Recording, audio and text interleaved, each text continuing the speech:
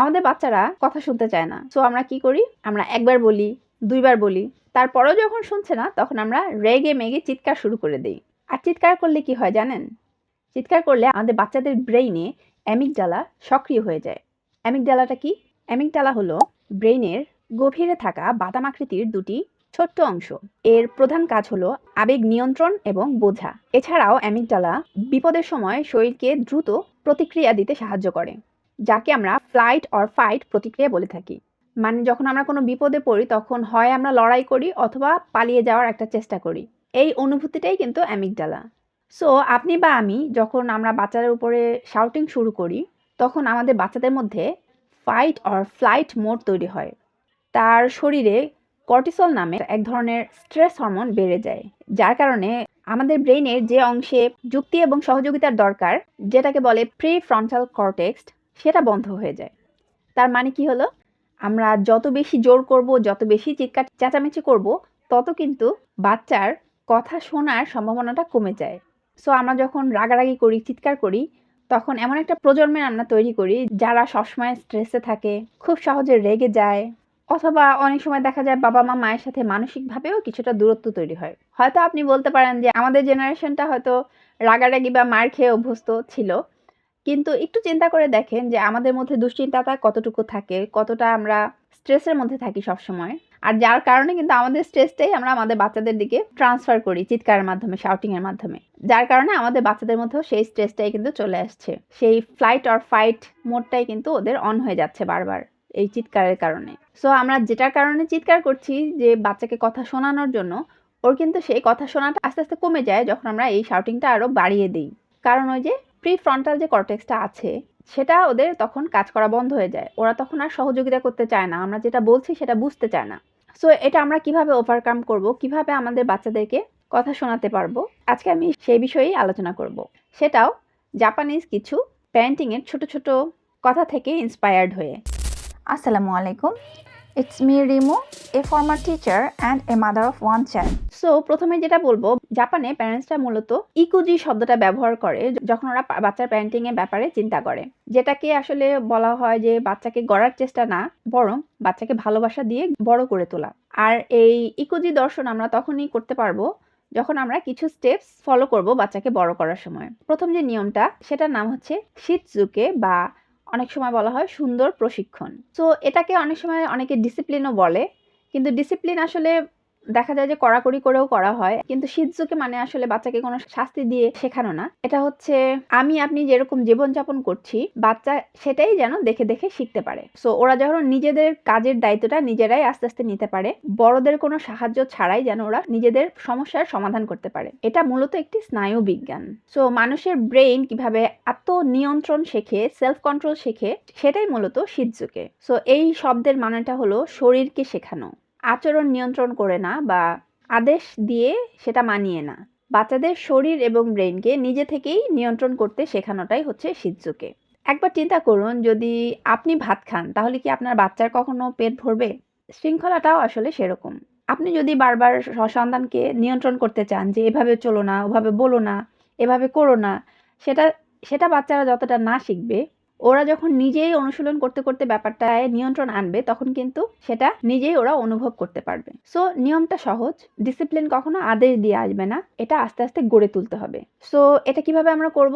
মূলত 4 ভাবে আমরা এই সেলফ কন্ট্রোলটা আনতে পারি বাচ্চাদের মধ্যে। প্রথমেই হচ্ছে নিয়মিত একটা অভ্যাস।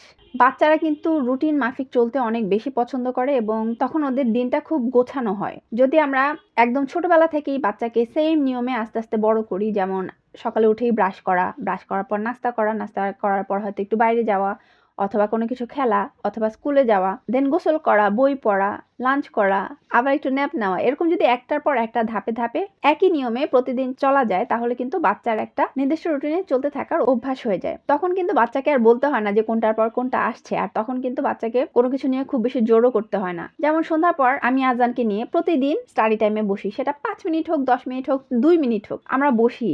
ওর যদি কোনোদিন ভালো না লাগছে আমরা একটু কালার করি, যদি ভালো না লাগছে আমরা একটু ওই স্টাডি টেবিলটা সামনে নিয়ে একটু গল্প করি। এরকম প্রতিদিন যখন যায় তখন কিন্তু ও নিয়মটা বুঝে যায়। তখন কিন্তু ও সন্ধ্যা নাস্তা খাওয়ার পর অটোমেটিক্যালি স্টাডির জন্য মেন্টালি রেডি থাকে। তখন কিন্তু বারবার বারবার আমাকে বলতে হয় না যে এখন স্টাডি টাইম আর এখন খেলার টাইম। সো এরকম যখন আমরা অভ্যাস একটার পর একটা প্রতিদিন প্রতিনিয়ত করতে থাকবো, তখন বাচ্চাদের মধ্যে নিজে থেকেই একটা সেলফ কন্ট্রোল চলে আসবে, নিজে থেকেই বুঝতে পারবে যে কোনটার পর কোনটা, তখন আর ওদেরকে জোর করতে হবে না। দেন ২ নাম্বার যে পয়েন্টটা বলবো শিজুকের জন্য, সেটা হচ্ছে দায়িত্ব।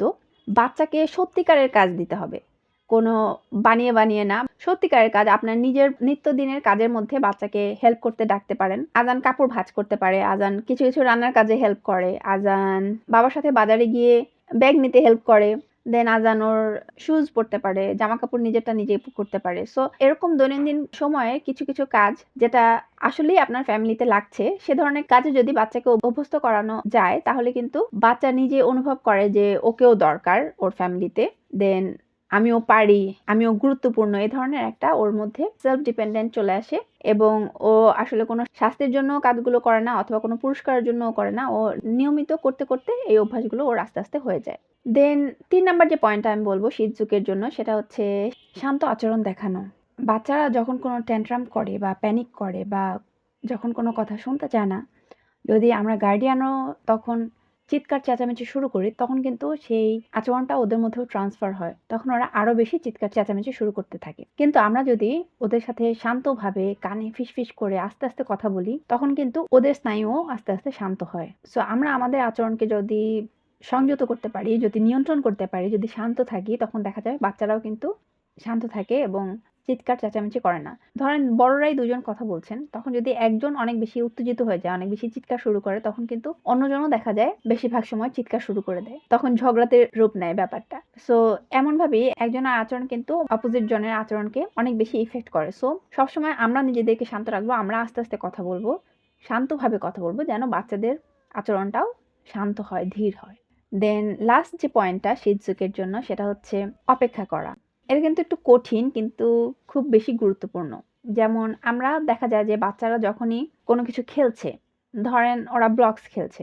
সো ওরা বিল্ডিং ব্লকস দিয়ে উঁচু করতে টাওয়ার, হঠাৎ করে টাওয়ারটা ভেঙে গেল। তখন বাচ্চার কি রিঅ্যাকশন হয়? অবশ্যই কান্না করে দেয়, ফ্রাস্ট্রেটেড হয়ে যায়, চিৎকার চেঁচামেচি শুরু করে। আর তখন আমরা কি করি? আমরাও সাথে ওদের কাছে চলে যাই এবং ওই খেলাটা ইনক্লুডেড হয়ে যাই। বলি যে, "মাম্মা আমি ঠিক করে দিচ্ছি, বাবা আমি ঠিক করে দিচ্ছি।" তখন কিন্তু আমরা ওর সমস্যাটার সমাধান করে দেই। কিন্তু এই মিমোরু যে শব্দটা, এটার মানে হচ্ছে আমরা অপেক্ষা করব। ওদের সমস্যাটার সমাধান যেন ওরাই চেষ্টা করে করতে, সেই জন্য আমরা ওয়েট করব। আমরা হয়তো দেখছি ওদেরকে যে ওদের অনেক ফ্রাস্ট্রেশন হচ্ছে বা ওদের অনেক কান্না হচ্ছে, কিন্তু তখনই আমরা ওদের সমস্যাটা সমাধানে তড়িঘড়ি শুরু করব না। ওদেরকে সময় দেব। তখন দেখা যাবে ওরা নিজেদেরকে কিন্তু সেলফ কন্ট্রোল করছে আস্তে। ওরা নিজেরাই কিন্তু আস্তে আবার টাওয়ারটা বানানোর চেষ্টা করছে বা যেই সমস্যাটাই হচ্ছিল সেটা সমাধানের চেষ্টা করছে। আমরা তখনও চেষ্টা করব না যে খুব প্রেইজ করি, "ও হ্যাঁ মামা খুব ভালো করেছো, আবার করেছো", বা কোনো শাস্তি না দিয়ে যে কেন ভেঙে গেল, কিভাবে খেলছো, এরকম কোনো কিছু না করে আমরা ওয়েট করব। ওদেরকে ওদের সমস্যার সমাধানের চেষ্টা করতে দিব, ওদেরকে ওদের ইমোশনটা নিয়ন্ত্রণ করতে শিখতে দিব।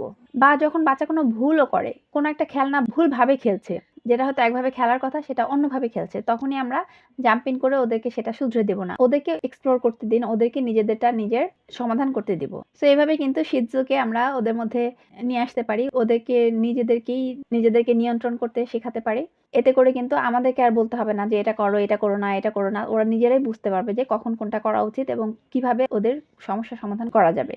সো এই তো শিজুকে গেল। এর পরের যে টার্মটা, সেটা হচ্ছে স্কিনশিপ বা শারীরিক ঘনিষ্ঠতা। জাপানেও কিন্তু বাবা বা মায়ের সাথে বাচ্চারা মূলত ঘুমায়, আলাদা ক্রিবে না। আর ছোট থেকেই ওদের খুব স্কিন টু স্কিন টাচের একটা অভ্যাস ওরা গড়ে তোলে। সো এতে করে যেটা হয়, ভালোবাসার হরমোন অক্সিটোসিন বেড়ে যায়। দেন ওদের মধ্যে স্ট্রেস কমে যায়, যার কারণে বাচ্চার মধ্যে নিরাপত্তার একটা ফিলিং তৈরি হয়, যেটা আসলে ওই ধরনের পরিবারে সম্ভব না, যেখানে বাবা মা অনেক বেশি চিৎকার চেঁচামেচি করে সবসময়, বা বাচ্চাদেরকে হয়তো অন্য কারো কাছে দিয়ে রাখে, বাচ্চাদের সাথে টাইম স্পেন্ড করে না, বাচ্চাদের সাথে ফিজিক্যাল কানেকশন তৈরি করে না। সেক্ষেত্রে কিন্তু বাচ্চারা অনেক বেশি স্ট্রেসড থাকে, নিরাপদ মনে করে না নিজেকে। সো আমরা ছোটবেলা থেকে বাচ্চাদের সাথে ফিজিক্যালি অনেক বেশি কানেক্টেড থাকবো, মেন্টালি তো অবশ্যই। সো যে এতে করে বাচ্চারা নিজেদের নিরাপদ যেমন বোধ করবে এবং সে বড় হয়ে কিন্তু বাবা বা মাকে অনেক বেশি খুশিও করতে চাইবে। সো এর পরের যে রুলটা বলবো সেটা হচ্ছে প্রক্সিমিটি রুল বা কাছে গিয়ে কথা বলা। আমরা দেখা যায় বেশিরভাগ সময়ই বাচ্চাদেরকে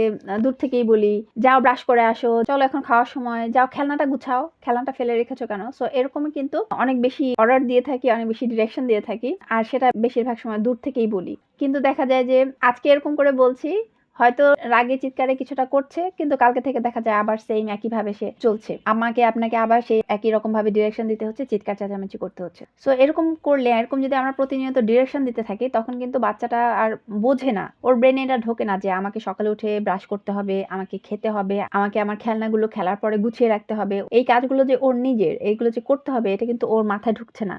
ওটা আমরা বলে বলে করাচ্ছি, আমরা জোর করে করাচ্ছি। সো ওর ব্রেন এটাই শিখে গিয়েছে যে বাবা বা মা যখন আমাদেরকে জোর করে বলবে আমরা তখন করব, এছাড়া আমি করব না। সো আমরা যখন এরকম বারবার ওদেরকে নিয়ন্ত্রণ করি, ওদেরকে হুমকি দেই বা ওদেরকে পুরস্কার দেই কোনো একটা কাজের জন্য, তখন বাচ্চার ভেতরে কিন্তু ওই সিস্টেমটাই চালু হয়ে যায় যে যখন বাবা মা বলবে, চিৎকার করবে বা কোনো কিছু দিবে, তখনই আমরা এই কাজটা করব। ওরা কিন্তু কোনো কিছু করছে না, শুধুমাত্র আপনার প্রতিক্রিয়ায় ওরা সাড়া দিচ্ছে। সো আপনি যখন থাকবেন না, আপনি যখন কিছু বলবেন না, তখন কিন্তু ওরা ভেঙে পড়বে। ওদের মধ্যে তখন কোনো নিয়ম বা কোনো কিছু গড়ে উঠবে না। সো এটা আসলে কথা শোনানোর বিপরীতই হয়ে গেল, তাই না? সো যখন আমরা কথা বলবো, সবসময় আই কনট্যাক্ট করে কথা বলবো। বাচ্চাদের হাইটের কাছাকাছি নেমে হাঁটু গেড়ে বসে ওদের চোখের দিকে তাকিয়ে আস্তে আস্তে আমরা কোনো কিছু বলবো এবং কজ অ্যান্ড এররটা বুঝিয়ে বলবো যে এটা করলে এটা হবে, এটা না করলে এটা হবে। বাচ্চা যদি কোনো রকম ভুল করে থাকে, তখনও চেঁচামেচি না করে বাচ্চার লেভেলে এসে ওর সাথে আস্তে আস্তে নিচু গলায় বলবো যে ও কি ভুলটা করেছে এবং এটার কারণে কি ক্ষতিটা হচ্ছে। সো আমরা যখন কাছে গিয়ে কথা বলবো, ওদের চোখের দিকে তাকিয়ে কথা বলবো, তখন কিন্তু ওদের ব্রেইনের যে সামাজিক অংশ সেটা কাজ করে এবং তখন ওরা স্বাভাবিকভাবেই সহযোগিতা করতে আগ্রহী হয়। এর পরের যে নিয়মটা সেটা হচ্ছে মেইওয়াকু বা হচ্ছে কাউকে বিরক্ত না করা। আমরা মূলত দেখা যায় বলি যে দৌড় দিও না, জাম্প করো না, এটা করো না, ওটা করো না। সো এভাবে না বলে আমরা যখন বুঝিয়ে বলবো যে কেন এটা করতে মানা করছি, যে হয়তো দৌড় দিচ্ছি, নিচে কোনো মানুষ হয়তো অসুস্থ থাকতে পারে, ওদের সমস্যা হতে পারে, বা একটা কাজ করলে আরেকজনের কি অসুবিধা হতে পারে, সেটা যখন আমরা বুঝিয়ে বলবো ওদেরকে, যখন ওদেরকে শাসন না করে সহানুভূতি দিয়ে আচরণ শেখাবো, তখন কিন্তু ওরা খুব সহজেই বুঝতে পারবে।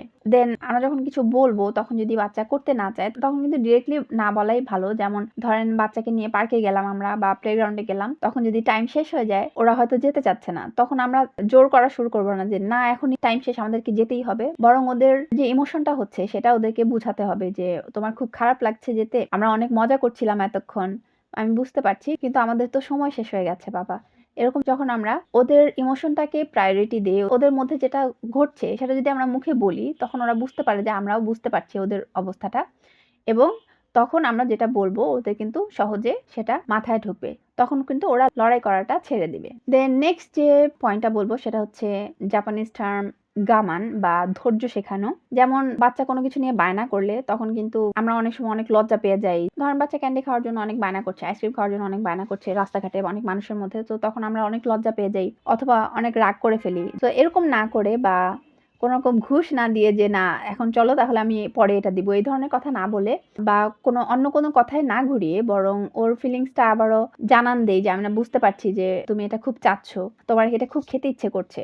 ওদের ফিলিংসটা যখন আমরা মুখে বলবো, তখন কিন্তু ওরা বুঝতে পারবে যে আমরা বুঝতে পারছি, তখন ওদের ধৈর্যটাও কিন্তু আস্তে আস্তে বেড়ে যাবে এবং বলবো যে কিসের জন্য এখন খাওয়া যাবে না আর কখন খাওয়া যাবে। সো এই ধরনের কাজ করলে কিন্তু ওদের আস্তে আস্তে ধৈর্যটা বাড়ে, পরে কিন্তু আর এই ধরনের কোনো বায়না ওরা করে না। দেন নেক্সট যে পয়েন্টটার কথা বলবো সেটা হচ্ছে ছোট ছোট স্বাধীনতা।